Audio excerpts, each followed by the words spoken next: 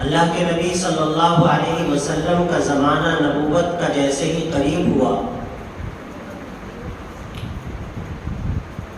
تو آپ صلی اللہ علیہ وسلم مکے کی آبادی سے نکل کر کے ایک غار میں تشریف لے جایا کرتے تھے۔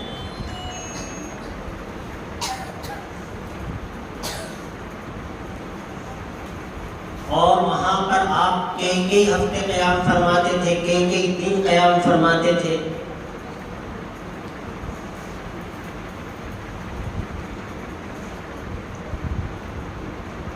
مکے والوں کو آپ دیکھتے تھے کہ یہ لوگ بتوں کے سامنے سر نگوں ہوتے ہیں، سر بسجود ہوتے ہیں، اپنا سر جھکاتے ہیں، اور ایک اللہ جس نے اس کائنات کو بنایا ہے، اس کائنات کے نظام کو اللہ چلا رہا ہے، اس کا خیال تک دلوں میں نہیں لاتے۔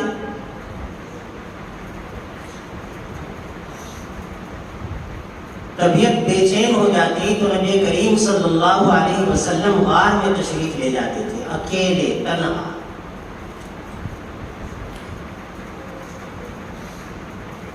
اور وہاں پر حضرت خدیجہ رضی اللہ تعالی عنہا آپ صلی اللہ علیہ وسلم کا کھانا وغیرہ اور جو دوسری ضروریات تھیں، کپڑے وغیرہ، وہ پہنچا دیا کرتی تھی۔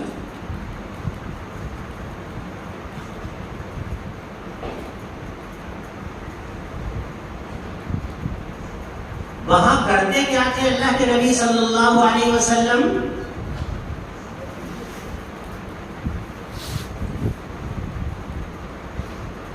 لوگوں کے بارے میں غور و فکر کرنا، ان کی گمراہی کو ختم کرنا، عقیدے کو صحیح معنوں میں دل و دماغ میں جاگزی کرنا، پیوست کرنا، اس طرح کی چیزوں کے بارے میں سوچا کرتے ہیں۔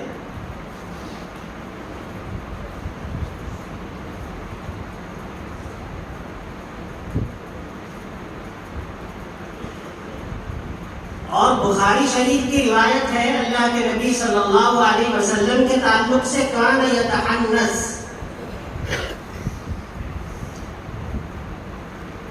کہ اللہ کے نبی صلی اللہ علیہ وسلم وہاں پر ملت ابراہیمی کے جو بچے کچے نقوش تھے اس کے مطابق عبادات کیا کرتے تھے۔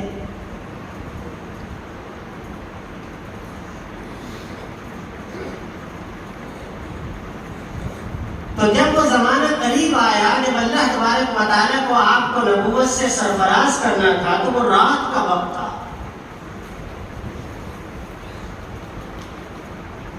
چاروں طرف سناٹا، ہو کا عالم، نہ کوئی پرندے کی چہچہاہٹ ہے، نہ کسی آنے جانے والے کی کوئی گفت و شنید ہے۔ ایسے موقع پر حضرت جبرائیل علیہ السلام تشریف لائے،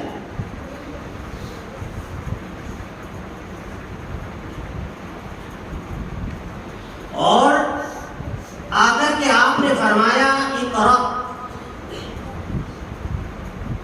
پڑھیے۔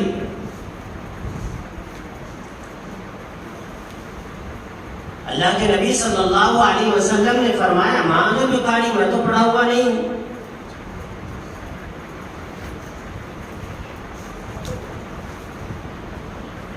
حضرت جبرائیل علیہ السلام نے اللہ کے نبی صلی اللہ علیہ وسلم کو سینے سے لگایا اور بھینچا۔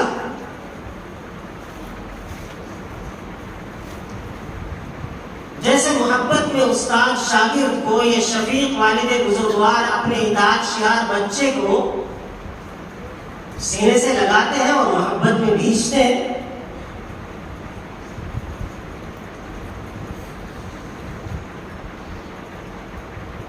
تین دفعہ یہ کہنے کے بعد کہ میں پڑھا ہوا نہیں ہوں، حضرت جبرائیل علیہ السلام نے جب بھینچ کر کے چھوڑا تو پھر یہ آیت پڑھی اور اللہ کے نبی صلی اللہ علیہ وسلم نے ساتھ ساتھ میں اس کو دہرایا۔ اقرأ بسم ربک الذی خلق، خلق الانسان من علق، اقرأ وربک الاکرم الذی علم بالقلم، علم الانسان ما لم یعلم۔ یہ قرآن مجید کی سب سے پہلی آیتیں نازل ہوئی ہیں۔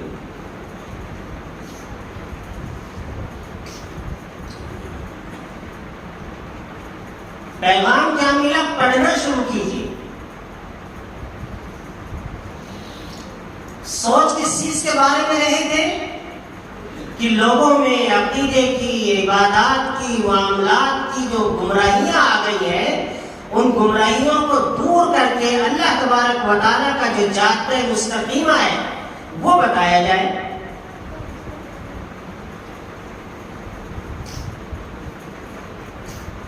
اور آسمان سے اللہ تبارک و تعالیٰ کی طرف سے جو تعلیم آئی وہ آئی پڑھنا شروع کیجیے۔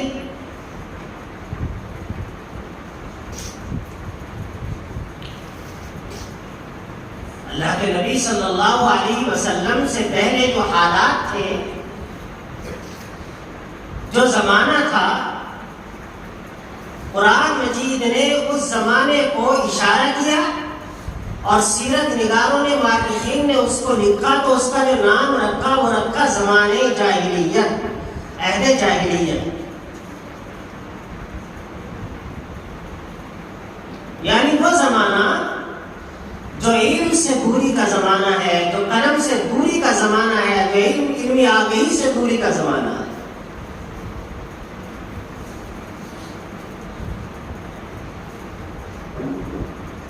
اس زمانے میں سب کچھ تھا، بہت کچھ غلط تھا، اتنا غلط تھا کہ اس کا تصور بھی کم کرے گا آدمی۔ لڑائیاں ہوتی تھی آپس میں تو ایک معمولی سی بات کو لے کر کے 100 سال تک ان میں جنگیں چل جایا کرتی تھی۔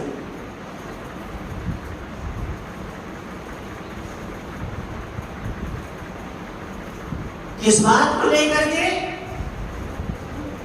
کہ تمہارے جانور نے میرے جانور سے پہلے پانی کیوں پیا، یا تمہارا گھوڑا میرے گھوڑے سے آگے نکل کیسے گیا۔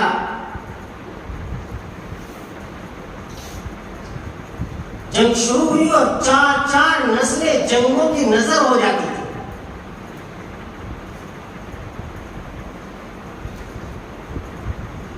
لیکن قرآن مجید نے اس زمانے کو، جو زمانہ اس ظلم کا، جنگ کا زمانہ تھا، اس کو عہد جنگ نہیں کہا ہے، عہد حرب نہیں فرمایا ہے، جنگوں کا زمانہ نہیں کہا ہے۔ عورتوں پر ظلم ہوتا تھا، اور اتنا ظلم ہوا کرتا تھا عورتوں پر کہ وہ عورت جس کے پیٹ میں بچہ ہوا کرتا تھا، اس عورت کو سامنے بٹھا دیا جاتا یا باندھ دیا جاتا اور تیر لے کر کے اس کے پیٹ کو نشانہ بنایا جاتا تھا، اور پھر اس طرح جو بچہ پیٹ میں ہوتا تھا اس کو ساقط کیا جاتا، اس کو گرایا جاتا۔ کتنی دفعہ ایسا ہوتا تھا کہ عورت ہی دم توڑ جاتی تھی، ماں ہی ختم ہو جاتی تھی۔ لیکن قرآن مجید نے یا مورخین نے، سیرت نگاروں نے اس زمانے کو عورتوں پر ظلم کا زمانہ نہیں فرمایا۔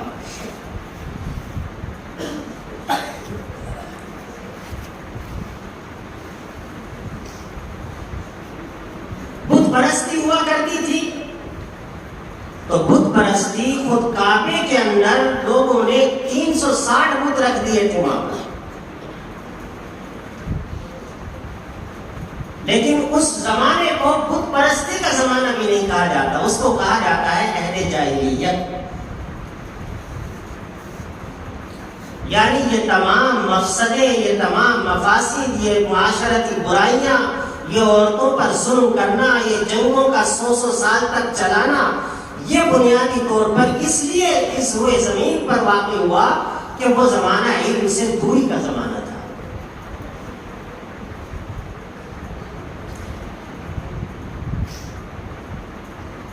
تو قرآن مجید نے ارشاد فرمایا، جب علم ربانی جو اللہ تبارک و تعالیٰ نے تمہیں دیا ہے،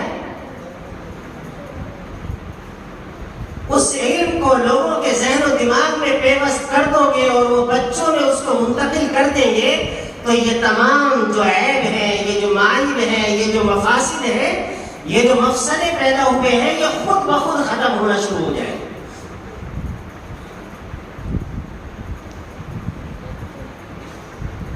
اللہ تعالیٰ نے ارشاد فرمایا اقرا، پڑھنا شروع کیجیے. اور وہ مکہ جس مکہ میں پڑھے لکھے لوگ 15-17 ہی لوگ تھے، اور مکہ اس زمانے میں دنیا کا سب سے کلچرڈ سٹی تھا، سب سے زیادہ متمدن شہر تھا، اس سے اچھا کوئی شہر نہیں تھا. آج بھی جو علم و دانش سے تعلق رکھتے ہیں، جو علم کی تاریخ سے واقف ہیں، اگر آپ ان سے پوچھیں گے کہ دنیا میں سب سے پرانا وثیقہ جو لکھی ہوئی شکل میں ہے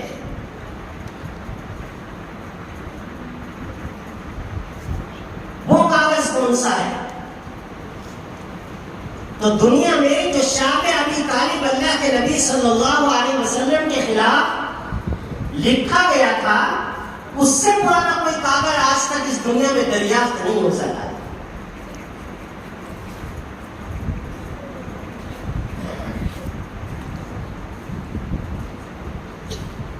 یہ علم کا زمانہ ہے.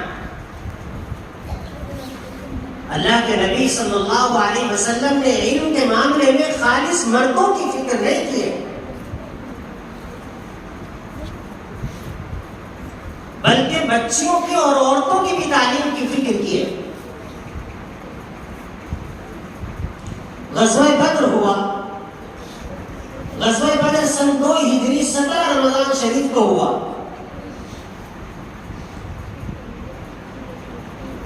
اور اس موقع پر اللہ تبارک و تعالیٰ نے مسلمانوں کو فتح بخشی.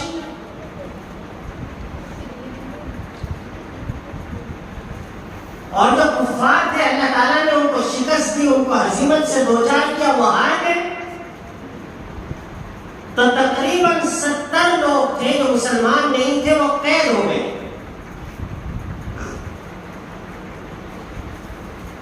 اور ان کو قید کر کے جب باندھ دیا گیا تو پھر مسلمانوں نے مشورہ کر کے یہ طے کیا کہ جو آدمی فدیہ دے دے گا اس کو ہم یہاں سے جانے دیں گے، چھوڑ دیں گے.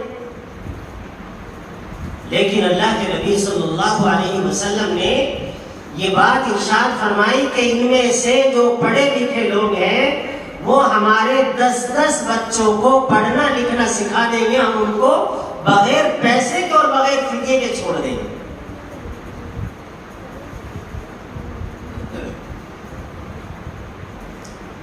کوئی پیسہ نہیں لیا جائے گا ان سے، لیکن وہ ہمارے 10 بچوں کو پڑھنا لکھنا سکھائیں. اور وہ پڑھنا لکھنا کیا ہو سکتا ہے؟ مکے کے رہنے والے کفار قریش جو زیادہ تر سردار تھے، وہ مسلمان بچوں کو کیا پڑھا سکتے ہیں؟ وہ قرآن مجید تو نہایت اعلیٰ درجے کی چیز ہے، وہ تو نہیں پڑھا سکتے. احادیث مبارکہ بہت اعلیٰ درجے کی چیز ہے، وہ بھی نہیں پڑھا سکتے. اب علامہ ابن قیم رحمۃ اللہ علیہ نے زاد المعاد میں لکھا ہے کہ وہ میتھس وغیرہ پڑھاتے تھے، حساب کتاب، ریاضی.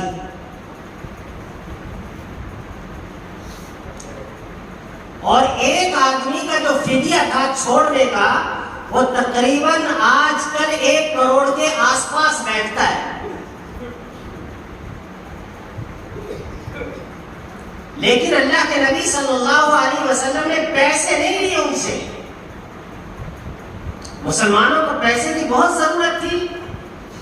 مسلمان تو 1000 لشکر کے مقابلے 313 گئے تھے، اور ان میں سے 10 صحابہ کرام بھی ایسے نہیں تھے جو پورے طور پر مسلح ہوں. کسی کے پیروں میں چپل نہیں، کسی کی تلوار پر زنگ لگا ہوا ہے، کسی کے پاس گھوڑا نہیں. زیادہ تر مسلمان جو تھے نہایت قسم پرسی کی حالت میں تھے. اور آپ صلی اللہ علیہ وسلم نے فرمایا ان کا پیسہ نہیں چاہیے، ان کا فدیہ نہیں چاہیے، ان کے مال و دولت سے ہمیں کوئی غرض نہیں ہے، ان کے پاس علم ہے، ایجوکیشن ہے، وہ یہ ہمارے 10 بچوں کو پڑھا اور ہم ان کا راستہ چھوڑ دیں گے، یہ چلے جائیں گے۔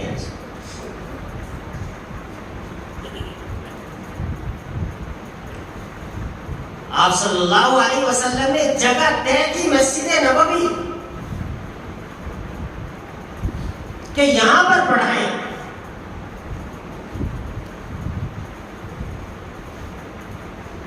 مسجد کا تصور یہ بہت زیادہ ہے جو آج کل ہمارے یہاں رائج ہو گیا ہے کہ مسجد صرف نماز پڑھنے کی جگہ ہے، اس سے کہیں زیادہ تصور ہے مسجد کا۔ آج پوری دنیا میں کیا مشرق ہے اور کیا مغرب ہے، کیا شمال ہے اور کیا جنوب ہے، اور کیا ویسٹرن کنٹریز ہے اور کیا یورپ ہے اور کیا ایشین کنٹریز ہے، پوری دنیا کی تاریخ ذمہ دارانہ طور پر آپ سے عرض کرتا ہوں 3 مسجدوں کی دین ہے۔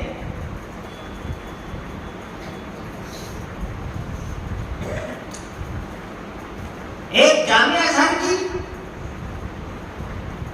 اور ایک جامعہ زیتون کی اور ایک دوسرے جو جامعۃ الایمان قائم ہے وہاں کی تاریخ ہے۔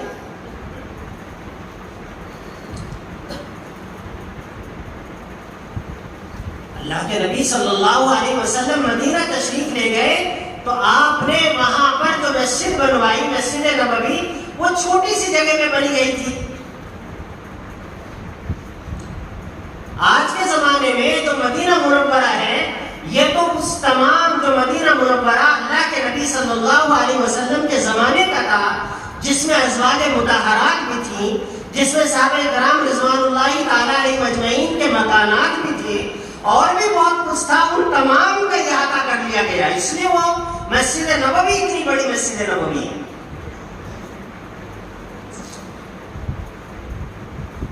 آپ صلی اللہ علیہ وسلم نماز کے بعد مسلمانوں کے مسائل وہیں سنتے تھے،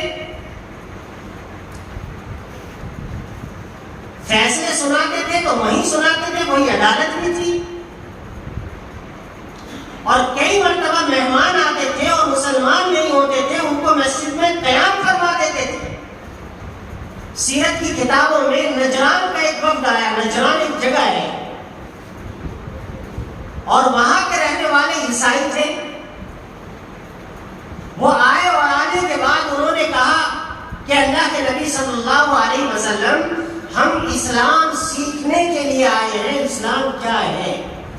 ابھی ہم نے اسلام قبول نہیں کیا ہے، ہم دیکھنے کے لیے آئے ہیں بس۔ کئی سارے لوگ تھے، وہ آپ صلی اللہ علیہ وسلم نے مسجد نبوی میں قیام فرمایا۔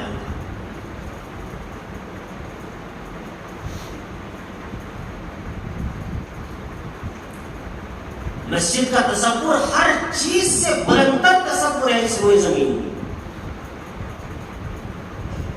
آپ نے ترکوں کی تاریخ پڑھی ہوگی، 1924 میں ڈاؤن فال ہوا تھا ان کا، خلافت تحریک جو ہندوستان میں اٹھی تھی وہ ترکوں کے لیے اٹھی تھی۔ ہمارے بڑے بزرگوں کو یاد ہوگا بھی، پوری دنیا میں 500 سال تک پوری دنیا پر اکیلے حکمرانی کرنے والا ملک، مسلمانوں کا ملک ترکی تھا، اور پوری دنیا میں ان کی ہیبت اور دبدبے اور رعب اور جمال و جلال کا یہ عالم ہوتا تھا کہ سلیم شاہ ثانی جب وہ برطانیہ گیا، برٹش گیا، تو وہاں پر جو چرچ ہے، جو جیسے ہماری مسجدیں ہوتی ہیں، عیسائیوں کے چرچ ہوا کرتے ہیں، تو یہ حکم دے دیا گیا کہ یہاں پر گھنٹے نہ بجائے جائیں 3 دن تک، اس لیے کہ یہاں پر ترکی کا شہزادہ سلیم شاہ ثانی آیا ہوا ہے، اگر وہ گھنٹے کی آواز سنے گا تو اس کے دل کو تکلیف ہوگی۔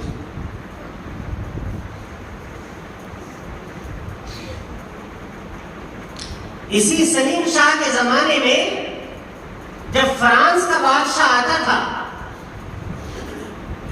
تو ہیبت کا یہ عالم ہوتا تھا کہ جب شاہی محل میں جاتا تھا جہاں بادشاہ رہا کرتے تھے تو وہاں پر جیسے ہی داخل ہوتا تھا وہیں پر ہی اپنے سر کو جھکاتا ہوا چلا آیا کرتا تھا، آنکھ اٹھا کر کے نہیں دیکھتا دیکھتا تھا. جیسے فرمانبردار بچہ اپنے والد صاحب کے سامنے نگاہ جھکا کے کھڑا ہو جاتا ہے، یہ ایک اطاعتشیار بچہ اپنے استاد معظم کے سامنے پورے طور پر مجسم اطاعت بن کر کے کھڑا ہو جاتا ہے.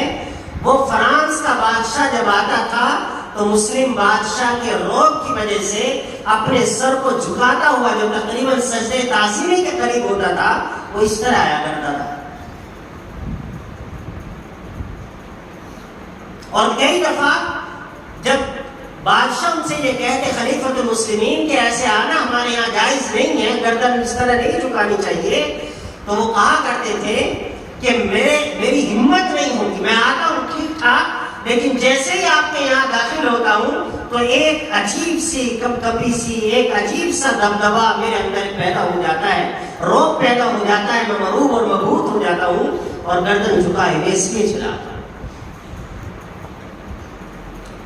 لیکن آپ کو معلوم ہے وہی بادشاہ، فرانس کا بادشاہ جس کے سامنے گردن خم کیے ہوئے آتا تھا، جب وہ مسجد نبوی میں جاتا تھا تو مسجد نبوی میں جھاڑو دینے والے ملازمین کو بلاتا اور بلا کر کے ان سے یہ کہا کرتا تھا کہ میرا یہاں پر 3 دن کا یا 5 دن کا یا 2 دن کا قیام ہے، اور اس 5 دن 2 دن کے اندر میں یہ چاہتا ہوں کہ مسجد نبوی میں جھاڑو میں لگاؤں، اور اس کے بدلے جو تم مجھ سے چاہو وہ مجھ سے وصول کرو. اگر تم چاہو میرے سے پیسے لے لو، میں تمہیں پیسے دے دوں گا، تمہیں آرام کرنا ہے بس. اگر تمہیں اچھے سے اچھے فخریہ لباس چاہیے میں وہ ہدیہ کر دیتا ہوں، اگر تمہیں مکان چاہیے میں مکان گفٹ کر دیتا ہوں، لیکن بس میری طرف سے یہ بات ہے کہ مسجد نبوی میں جب تک میرا قیام ہے تو جھاڑو میں لگانا چاہتا ہوں. مسجد نبوی دنیا جہاں کا بادشاہ وہ مسجد نبوی میں جھاڑو لگانے کو اپنی 1000 سعادتوں سے بڑی سعادت سمجھتا ہے.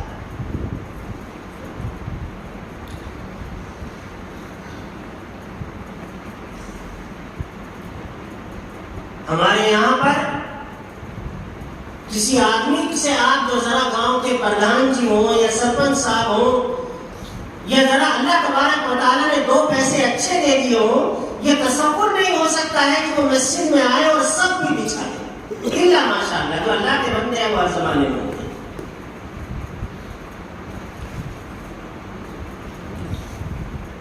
جب علم کی حکمرانی ہو، جب دلوں میں اللہ تبارک و تعالیٰ کے علوم ربانیہ کی شمع جلی ہوئی ہو، شمع فروزہ ہو، تو انسان کے اندر انسانیت جاگتی ہے، خدمت جاگتی ہے، اطاعت جاگتی ہے. اور جب انسان کے اندر علم کی شمع روشن نہ ہو، علم اس نے حاصل نہ کیا ہو، بزرگوں کی صحبتوں میں نہ بیٹھتا ہو، تو سرکشی ہے، تمرد ہے، نافرمانی ہے، اپنے اندر بڑائی اور تکبر کا تصور ہے، وہ یہ سب کچھ لیے ہوئے گھومتا رہتا ہے. یہی علم جو میں نے آپ کے سامنے عرض کیا تھا، اقرأ باسم ربک الذی خلق خلق الانسان من علق. آج جو آپ کے سامنے دنیا کے بڑے بڑے ملک ہیں، آپ کا امریکہ ہے، آپ کا برطانیہ ہے، آپ کا فرانس ہے، ان تمام ملکوں کی تاریخ اگر آپ اٹھا کر کے دیکھیں گے تو اسپین میں جو مسلمان گئے تھے وہاں پر مسجد قرطبہ میں بیٹھ کر کے پڑھنے والے وہ لوگ تھے جو وہاں پر گئے اور جا کر کے انہوں نے وہاں پر اکیڈمیاں اور دانشگاہیں اور درسگاہیں کھولی اور پھر جا کر کے انہوں نے اپنی قوم کو پڑھانے کا فیصلہ کیا. انہوں نے مسلمانوں سے یہ ساری باتیں سیکھی تھی، مسلمانوں سے انہوں نے سیکھا اور پھر وہ وہاں پر گئے. سب سے پہلا بچہ سن 11ویں صدی عیسوی میں مسجد قرطبہ میں پڑھنے کے لیے آیا، وہ فرانس کا بچہ تھا جو ملک ہے فرانس، اور اس نے وہاں پر آ کر کے داخلے کی درخواست دی. اس نے کہا میں اصلاً مذہباً عیسائی ہوں لیکن مسلمانوں کے علم پروری کا، علم کی سرپرستی کا شعرہ ہے، وہ یہ سن کر کے آیا ہوں، میں پڑھنا چاہتا ہوں، آپ مجھے اجازت دے دیجیے. اس کو اجازت دی۔ علامہ اقبال رحمۃ اللہ علیہ نے اسی لیے یہ بات ارشاد فرمائی، مگر وہ علم کے موتی کتابیں اپنے آبا کی، مگر وہ علم کے موتی کتابیں اپنے آبا کی، جو دیکھیں ان کو یورپ میں تو دل ہوتا ہے سی پارا۔ ایک بہت مشہور کتاب ہے تاریخ کی تعلیم کی، اس کتاب کا نام ہے ہسٹری آف سائنس، مطلب تاریخ ہے تعلیمات، ایجوکیشن کی تاریخ، تعلیم کی تاریخ۔ انہوں نے لکھا ہے کہ دنیا میں نے تمام دنیا کو گھوما ہوں اور تمام دنیا کو میں نے دیکھا ہے، پوری دنیا کا واقعہ یہ ہے کہ جہاں پر بھی علم گیا تو اس ملک کے رہنے والوں نے علم کو 50 سال سے زیادہ اس کی سرپرستی نہیں کر سکے۔ چائنا میں علم گیا 50 سال سے زیادہ نہیں ٹھہرا، جاپان میں علم گیا 50 سال سے زیادہ نہیں ٹھہرا، رشیا میں گیا وہاں 50 سال سے زیادہ نہیں ٹھہرا، چیچن میں گیا وہاں زیادہ نہیں ٹھہرا۔ گویا کہ دنیا میں جتنے ملک ہیں، اللہ کے نبی صلی اللہ علیہ وسلم کے آنے سے پہلے کسی بھی ملک میں 50 سال سے زیادہ علم نہیں ٹھہر سکا۔ اور پھر وہ عیسائی لکھتا ہے، ان کا نام ڈاکٹر جیمز ہے، کہ جب اللہ کے نبی صلی اللہ علیہ وسلم کی بعثت ہوئی اور قرآن مجید کی تعلیم اس روئے زمین پر آئی اور قرآن مجید نے اقرا کہہ کر کے علم کے دروازوں کو سب کے لیے کھولا، تو پھر مسلمان دنیا کی آج تک کی واحد قوم ہے، مسلمان دنیا کی آج تک کی واحد قوم ہے کہ وہ 650 سال تک نہ صرف انہوں نے اپنے بچوں کو پڑھنا لکھنا سکھایا بلکہ علم کی سرپرستی کی۔ جہاں کہیں وہ گئے وہ علم کو لے کر کے گئے، جہاں وہ گئے تہذیب کو لے کر کے گئے، جہاں وہ گئے تمدن کو لے کر کے گئے، جہاں وہ گئے نہ صرف خود تہذیب آشنا ہوئے بلکہ دنیا کو انہوں نے تہذیب آشنا کی۔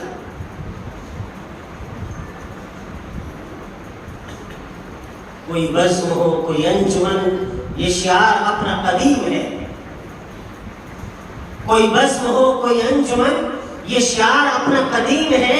جہاں روشنی کی کمی ملی وہیں ایک چراغ جلا دیا۔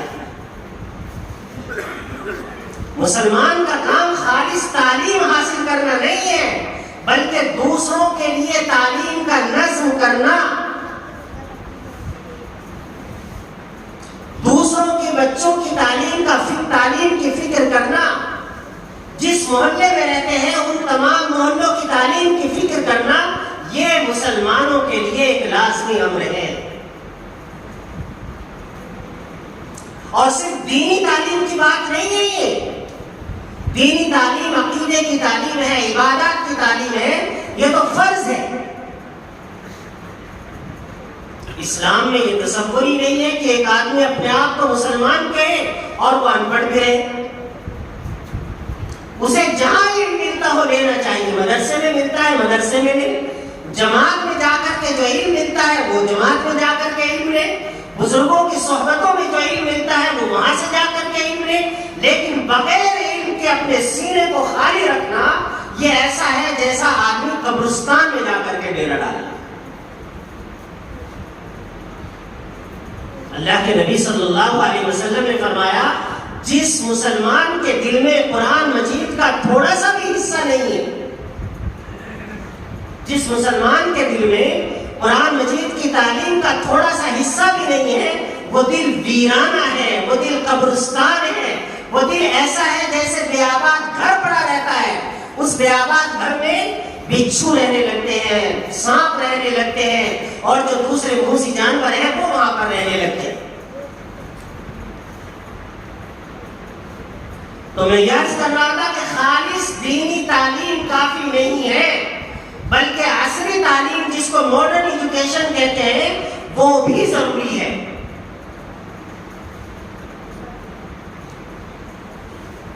آج کے زمانے کا المیہ کیا ہے؟ تکلیف کی بات کیا ہے؟ آج کے زمانے میں بھی مسلمان جتنا سچ بولتا ہے کوئی نہیں بولتا، مسلمان جتنے ہمدردی کے جذبات جذبات رکھتا ہے، ذمہ دارانہ کہتا ہوں کوئی نہیں رکھتا۔ مسلمانوں کے اندر بے خواہی کے جو خیالات ہیں، شاد و نادری کہیں آپ کو ملیں گے، لیکن چونکہ علم نہیں ہے، اپنی بات کے اظہار کا طریقہ نہیں ہے، اس لیے سب کچھ ہوتے ہوئے بھی ایک مہر لگا دی گئی کہ مسلمان ان پڑھ ہوتا ہے۔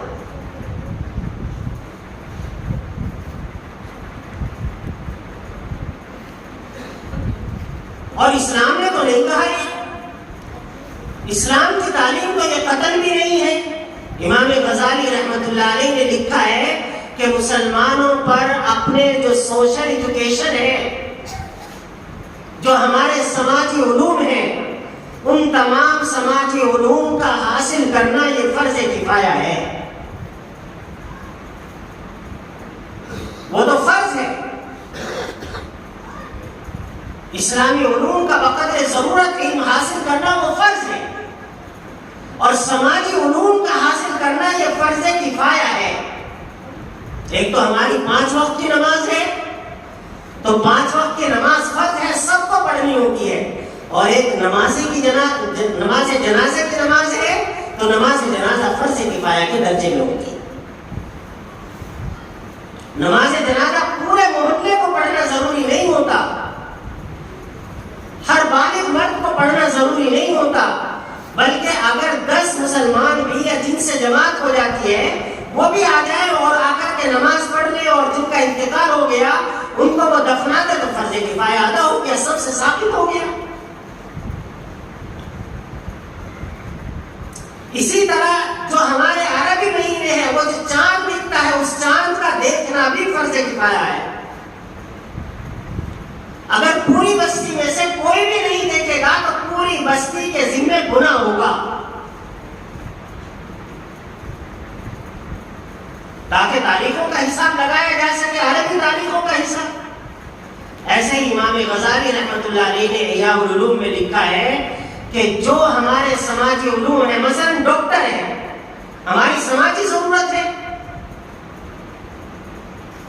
اگر کوئی مسلم آبادی، امام غزالی رحمۃ اللہ علیہ کے قول کے مطابق، اگر کوئی مسلم آبادی ایسی ہے جہاں پر ڈاکٹر مسلم نہیں ہے تو وہ گنہگار ہوگی۔ اور آج کل تو ہم تو اپنے یہاں خوب دیکھتے ہیں ان چیزوں کا، جیسے کوئی مسلم عورت آتی ہے تو بڑا آسان ہوتا ہے، وہ کہہ دیتے ہیں کہ آپریشن ہوگا۔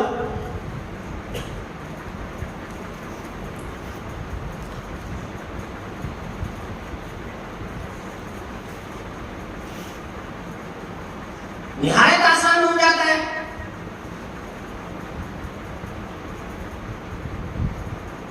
پوری دنیا میں میرے بزرگوں، ہم جس المیے سے گزر رہے ہیں، خاص طور سے برِ صغیر کے مسلمان، ان مسلمانوں کو دینی علم کی فکر حاصل کرنا اور اپنے بچوں میں اس فکر کو منتقل کرنا جس طرح یہ فرض ہے، ایسے ہی ہمیں اپنے مسلم معاشرے کا جائزہ لینا چاہیے، تحلیل و تجزیہ کرنا چاہیے کہ ہماری جو سماجی ضرورتیں ہیں وہ بھی پوری ہو رہی ہیں یا نہیں ہو رہی۔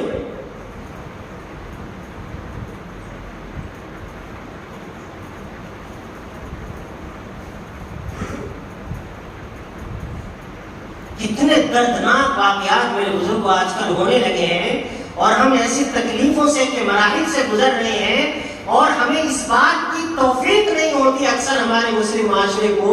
اب تو اللہ کا شکر ہے ہونے لگی، لیکن جیسی ہونی چاہیے ایسی نہیں ہوتی۔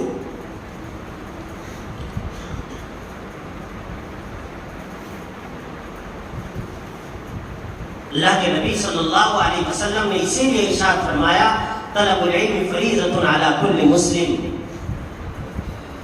ہر مسلمان کا علم حاصل کرنا یہ فرض ہے۔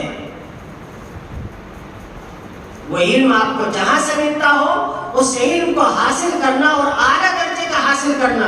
ارشاد ہوا ان اللہ یحب الاستحسان فی کل شیء، صرف ایجوکیشن حاصل کرنا نہیں ہے، بلکہ اس ایجوکیشن میں جو کوالٹی ہے اس کوالٹی کے ساتھ حاصل کرنا جس کو استحسان کہا جاتا ہے، یہ بھی امر محمود اور کسی درجے امر ضروری ہے۔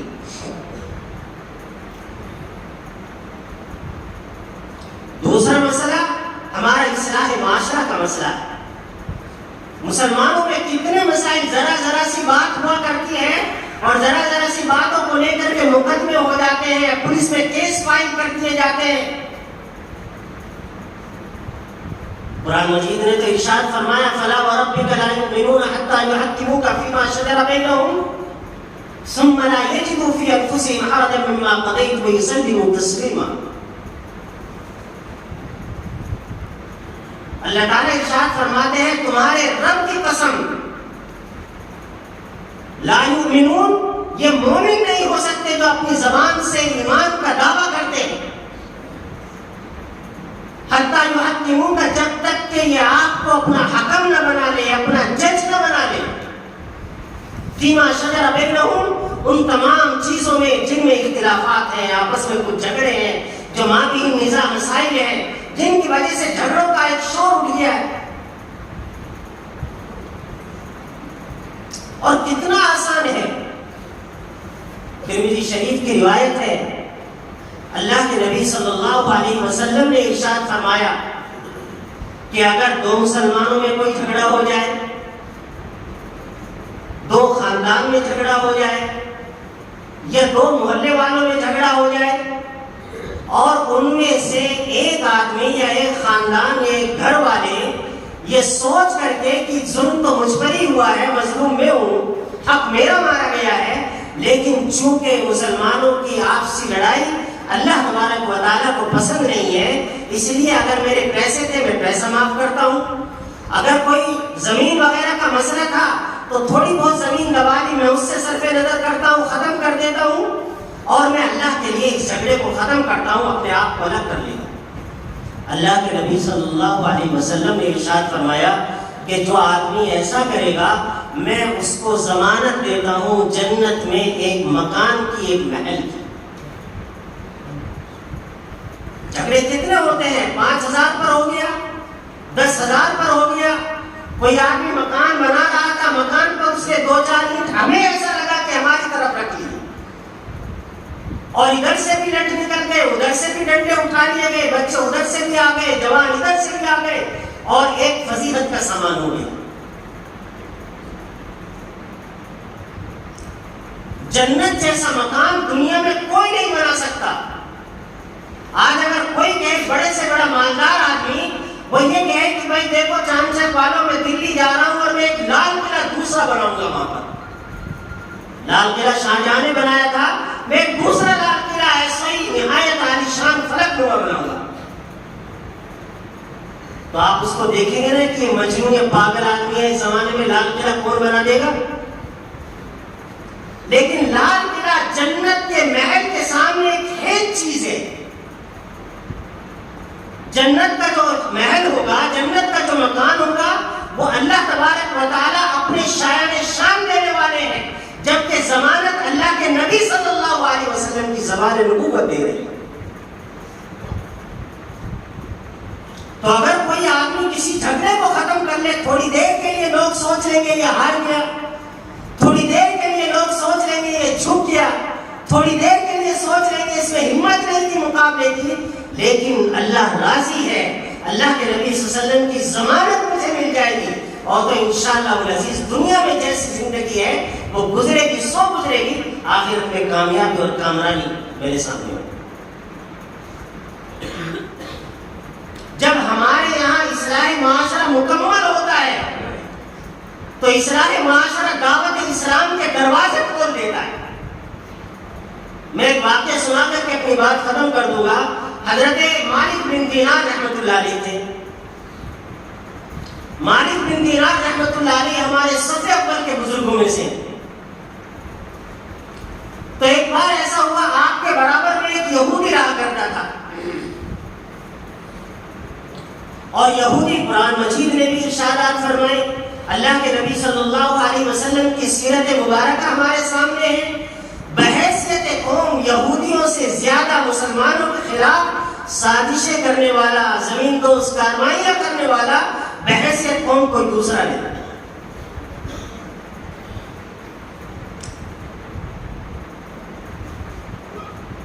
ایک بار ایسا ہوا، اس کو بلا کا نقصان ہوا، بہت نقصان ہو گیا اس کا بڑا عالیشان اس نے مکان بنا رکھا تھا، مسلمانوں کے ملک میں رہتا تھا. تو اس نے اعلان کرا دیا، شہر میں منادی کروا دی کہ بھئی میں فلاں آدمی اپنا مکان بیچ رہا ہوں، اور پورا شہر جانتا تھا کہ شہر کا بہت عمدہ مکان. ادھر اعلان ہوا، ادھر 3-4 خریدار اس کے گھر پہنچ گئے، اور اس کا جو مکان تھا وہ مکان مالک بن دینار رحمۃ اللہ علیہ کے مکان سے بالکل ملا ہوا مکان تھا، دونوں دیواریں بالکل ملی ہوئی تھی. دروازہ کھٹکھٹایا، باہر آئے وہ یہودی، اس نے دیکھا 3-4 مسلمان ہیں. انہوں نے کہا کہ بتائیں کہ سنا تھا مکان بیچ رہے اور خریدنے آئے، کتنے کا ہے بتا دیجیے. انہوں نے کہا کہ 50,000 درہم کا ہے. انہوں نے فوراً کہا کہ ٹھیک ہے، معاملہ ڈن ہے، ہم خرید لیں.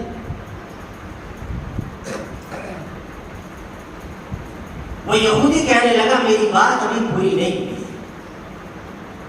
میری پوری بات سن لیجیے. میرے مکان کی جو قیمت ہے وہ 50,000 درہم ہے، لیکن میرا مکان پڑوس ہے، میرے مکان کا پڑوس ہے امام مالک بن دینار رحمۃ اللہ علیہ کا. میری دیوار ان کی دیوار سے ملتی ہے، لہذا میرا مکان تو 50,000 درہم کا ہے، لیکن مالک بن دینار رحمۃ اللہ علیہ جو مسلمانوں کے شیخ ہیں، وہ عالم ہے، ان کا جو پڑوس ہے وہ 1,00,000 درہم کا ہے. ان کے پڑوس میں ہے مکان، لہذا 1,50,000 درہم اگر تم ادا کر سکتے ہو تو ادا کرو. عربی میں اسی لیے کہا جاتا ہے الجار قبل الدار، کہ مکان خریدنے سے پہلے یا مکان بنانے سے پہلے پڑوس دیکھا کرو کہ یہاں پر رہنے والے کون ہیں. اگر وہ برہنہ رہنے کے عادی ہوں گے، ننگے ناچنے کے عادی ہوں گے، جو برہنہ گانے ہیں وہ گانے کے عادی ہوں گے، تو آپ اپنے بچوں کو بہت زیادہ دن تک نہیں بچا سکتے. مکان بنانا اور مکان خریدنا سب آسان ہے، لیکن پڑوس اچھا ملنا یہ بہت بڑی بات ہوتی ہے. میرا مکان 50,000 درہم کا ہے، لیکن یہ مکان مالک بن دینار رحمۃ اللہ علیہ کے پڑوس میں ہے، 1,00,000 درہم کا وہ ہے، اگر خرید سکتے ہو خرید لو، وہ چلے. مالک بن دینار رحمۃ اللہ علیہ کو یہ بات معلوم ہوئی، تو عصر کی نماز کے بعد حضرت مالک بن دینار رحمۃ اللہ علیہ تشریف لائے، ان کے دروازے کو کھٹکھٹایا.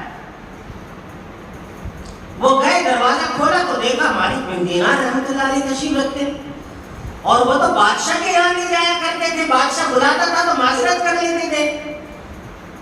وہ سوچ نہیں سکتا تھا وہ یہودی کے ایک مسلمان اتنے بڑے عالم میرے دروازے پر آ جائیں.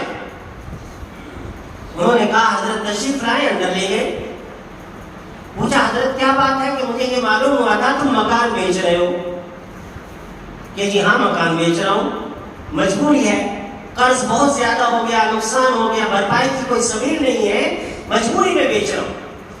فرمانے لگے اچھا کتنی ضرورت ہے تمہیں؟ کہ 40,000 درہم کی ضرورت ہے مجھے فوراً. فرمایا اچھا دیکھو، اللہ کے نبی صلی اللہ علیہ وسلم نے پڑوس کی بڑی سخت تعلیم دی.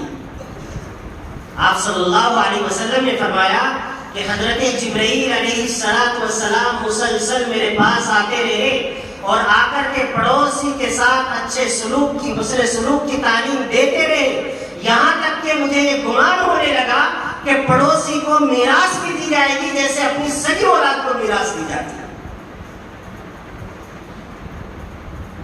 اتنی بار آ کر کے کہا دیکھو پڑوسی کا خیال رکھنا، پڑوسی کا خیال رکھنا. اور چونکہ تم میرے پڑوسی ہو اور مجھے معلوم ہوا تم پریشان حال ہو، اس لیے میرا ایک جاننے والا مسلمان تاجر ہے، میں اس سے کہہ دوں گا وہ 40,000 درہم تمہیں دے دے گا اور تم اپنی ضرورت پوری کر لو. جب اللہ تمہیں دے گا، تمہارا نفع کا سودا ہو جائے گا، تجارت چل نکلے گی، تو تم آنا اور آ کر کے لوٹا دینا. کہ جی حضرت ٹھیک ہے. تشریف لے گئے، پیسے مل گئے، اس نے ضرورت پوری کر لی. 3-4 دن کے بعد مالک بن دینار رحمۃ اللہ علیہ تشریف رکھتے تھے اور آپ کے چاروں طرف حلقہ بنا کر کے مسلمان بیٹھے ہوئے تھے. تو وہ دیکھا وہی یہودی آدمی ہے اور وہ بیچارہ خوب اچھا سا جبہ کوبہ پہن کر کے اور سر پر امامہ لگا کر کے وہ چلا آ رہا. مالک بن دینار رحمۃ اللہ علیہ کو خیال ہوا کہ شاید 40,000 درہم اس کو کافی نہیں ہوئے, مزید ضرورت ہوگی بیچارے کو, اس لیے آیا مجبوری میں. قریب آیا تو ہاتھ سے اشارہ کیا, پاس میں بلایا اور کان کے پاس منہ لے جا کر کے آہستہ سے بولے اور ضرورت ہے کیا, تاکہ سب کو نہ پتا چلے کہ یہ بیچارہ مجبور ہے. تو کان کے پاس منہ لے جا کر کے بولے اور ضرورت ہے, نظم کر دوں. وہ گردن جھکا کر کہنے لگے حضرت میں سوچ نہیں سکتا تھا کہ مسلمانوں کا شیخ, مسلمانوں کا عالم, مسلمانوں کا حضرت مجھ جیسے یہودی پر اتنا بڑا رحم و کرم کرے گا, میری ضرورت پوری کرے گا. آج تو میں آپ کے پاس اس لیے آیا ہوں کہ جس اسلام نے آپ کو اتنی عظمت بخشی ہے اس اسلام کو میں بھی قبول کرتا ہوں. اس لیے جب ہمارا معاشرہ ٹھیک ہوتا ہے تو دعوت کے دروازے کھل جاتے ہیں. اللہ تبارک و تعالی ہمیں تعلیم کی بھی توفیق بخشے اور اصلاح معاشرہ کی بھی. واخر دعوانا الحمدللہ.